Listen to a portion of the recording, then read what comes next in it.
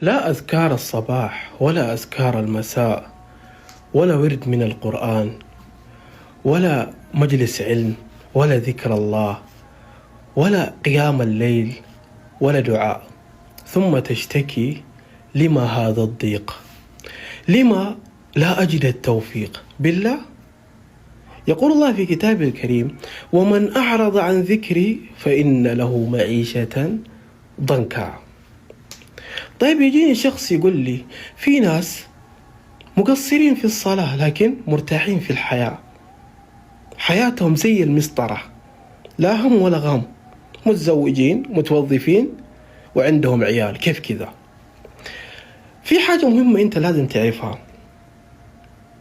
أول شيء أنت لازم تتفقه في دينك، لازم تعرف أنت إيش سبب وجودك في الحياة هذه، وإيش هي الابتلاءات اللي حتمر فيها في الحياة هذه. مو كل نعمة دليل رضا. أحيانا الله يعطي الإنسان وهو مقصر لكن كاختبار أو استدراج. فليعلمن الله الذين صدقوا وليعلمن الكاذبين. سنستدرجهم من حيث لا يعلمون وأملي لهم إن كيدي متين. في ناس ربي مبتليهم بالراحة، وفي ناس ربي مبتليهم بالصعوبة، وكل شخص في الحياة هذه له اختبار مختلف عن الشخص الثاني.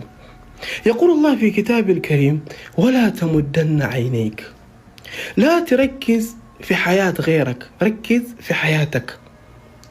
منهج رباني يعلمك ألا تقارن نفسك بالآخرين وبما آتاهم الله من فضله، لأن لكل منهم اختبار مختلف عن الشخص الثاني، وكل شخص له نصيبه الخاص، ما له دخل في الشخص الثاني. فإطلاق البصر إلى ما عند الآخرين هذا يعتبر إيش؟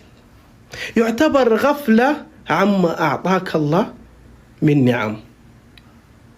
فربما هؤلاء محرومين أو مفتونين وإنت قاعد تركز في حياتهم. فركز في حياتك، بارك الله فيك.